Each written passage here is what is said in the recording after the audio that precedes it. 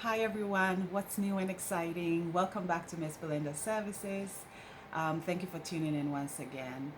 As part of my series in discussing the services under separation and divorce mediation, I wanted to spend a little bit of time discussing the impact of the psychological effects during this process.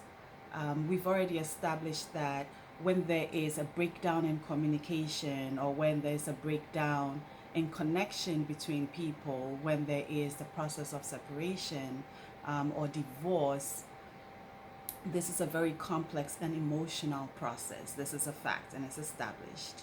Um, One of the things that I recognize that most people miss during this process is just the impact of grief and loss during this process.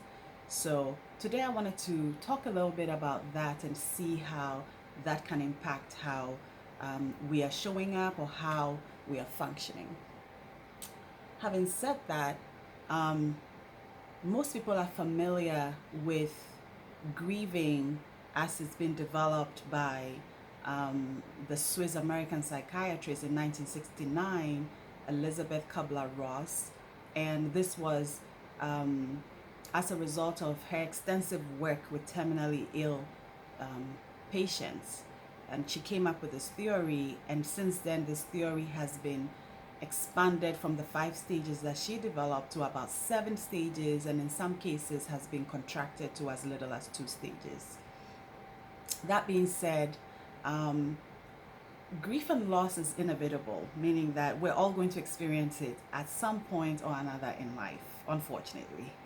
However, some of the factors that we have to bear in mind is that grief and loss is not experienced as a one size fits all, meaning that it's not a cookie cutter experience.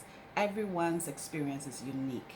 And the factors that contributes to that has its basis in nature or nurture, meaning what were your experiences growing up observing, or how was grief and loss modeled for you? What are the nuances for you in terms of cultural or even religious underpinnings of how to internalize grief, how to experience grief, and even how to express grief, right?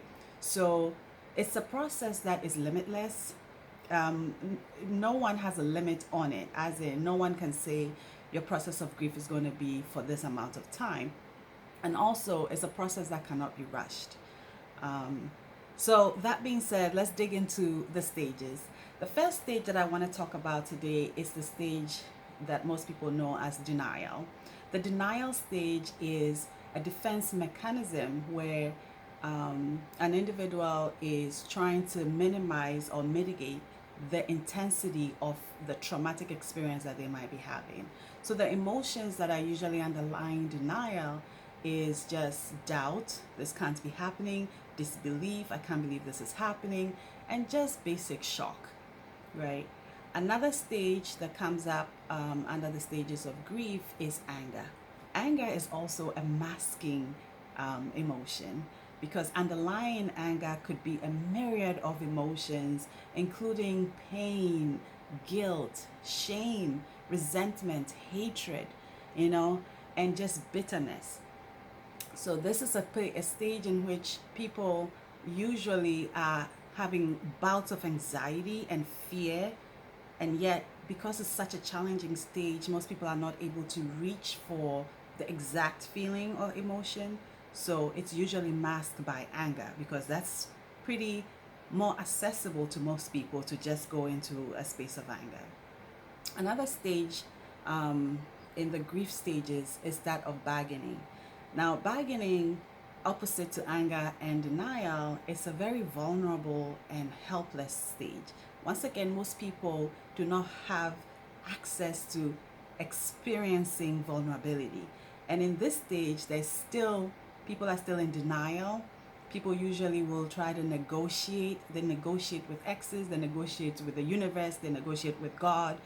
And then there's also threats. There's questions around, what if, only if, would have, could have, should have, like people say. And that is what's experienced during the bargaining stage. Another stage is the depression stage. Most people are familiar with the depression stage. And it's a stage where people are mourning. Now, unlike the anger stage and the denial stage, these are active grief stages. The depression stage is more like a quiet stage, and people are usually in isolation, and there's an element of loneliness. They disconnect from others. There's so many challenges with the depression stage where you might have trouble sleeping, trouble eating, either they're overeating, undereating, and just so much going on with just the depression stage. Another stage is the acceptance stage. And the interesting thing with the acceptance stage is that this is a stage where people begin to make peace with the losses that they've experienced. And some refer to this stage as the transformation stage, emergence. Some even call it the upturn, where there's an element of just calm. And then it's also a hopeful stage. With all that being said, there's still the lingering sadness. The anger and the pain would have subsided, but there's still attraction towards hope and towards transformation. Another stage that has come up is the reconstruction and working through. And this is self-explanatory. It is the stage in which people are more ready to put the pieces together and to figure out ways to move on. So these are the stages that I wanted to highlight. I will do another video and talk more about how this impacts, our functioning.